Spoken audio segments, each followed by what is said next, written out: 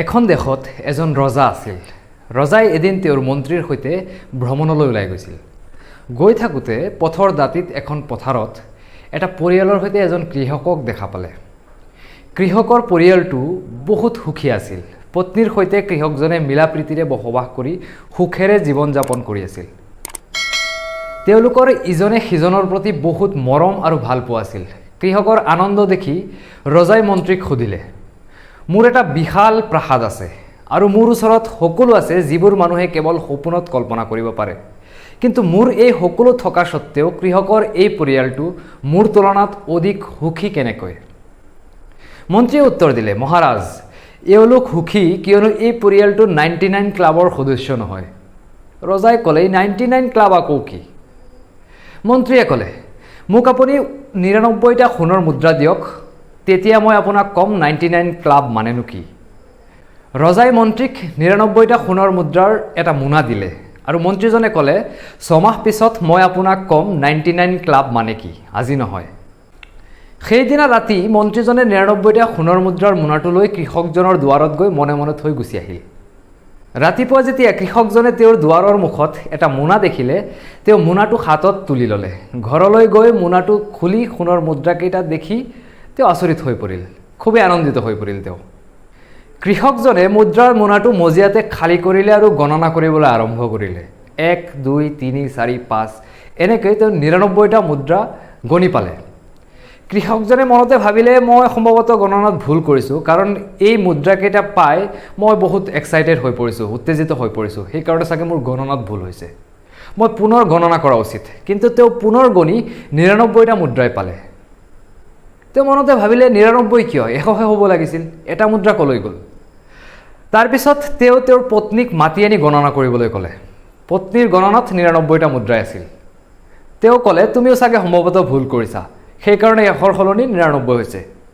কৃষকে তেওঁৰ পুত্ৰক গণনা কৰিবলৈ মাতি আনিলে। সিও 99টা মুদ্ৰা গণনা কৰি পালে।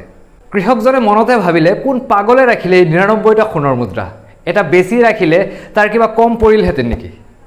আমি ইয়াক 100টা কৰিব লাগিব, 99টাক আমি 100টা বনাব লাগিব। সেয়ে তেওঁ এটা সোণৰ মুদ্ৰা পাবলৈ দিন ৰাতি একাকাৰ কৰি কঠোৰ পৰিশ্ৰম আৰম্ভ কৰিছিল। কৃষকৰ পত্নীয়ে ভাবি ল'লে, মোৰ স্বামী এজন মস্ত পাগল মানুহ, আমাৰ ওচৰত 99টা সোণৰ মুদ্ৰা আছে, অথচ এই ব্যক্তিজনে একো খৰচ নকৰাকৈ এটা মুদ্ৰাৰ বাবে পাগল হৈ পৰিছে। সি 100টা কৰিব 99টাক। গতিকে তাই 2টা সোণৰ মুদ্ৰালৈ বজাৰ কৰিবলৈ ওলাই গ'ল। প্ৰতিদিনে কৃষকজন সন্ধিয়া ঘৰলৈ আহি সোণৰ মুদ্ৰাকেইটা গণনা কৰে।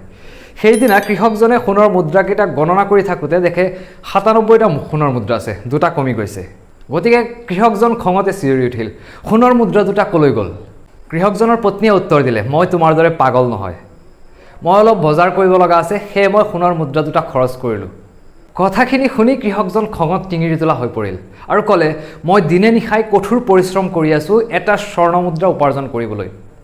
সেই এটা মুদ্ৰা পাবলৈ মই মোৰ তেজ পানী কৰি দিছোঁ আৰু তই 2টা সোণৰ মুদ্ৰা খৰচ কৰিছ। সেই বুলি কৈ দিলেই নহয় কেইচাটমান লগাই পত্নীক।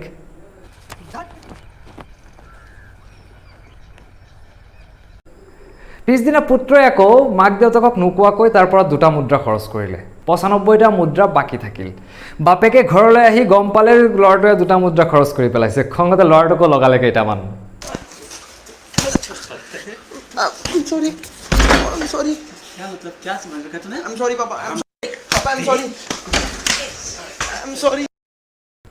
এনেকৈ 6 মাহ পাৰ হৈ গ'ল আৰু ৰজা আৰু মন্ত্ৰী পুনৰ এদিন ভ্ৰমণ কৰিবলৈ ওলাল।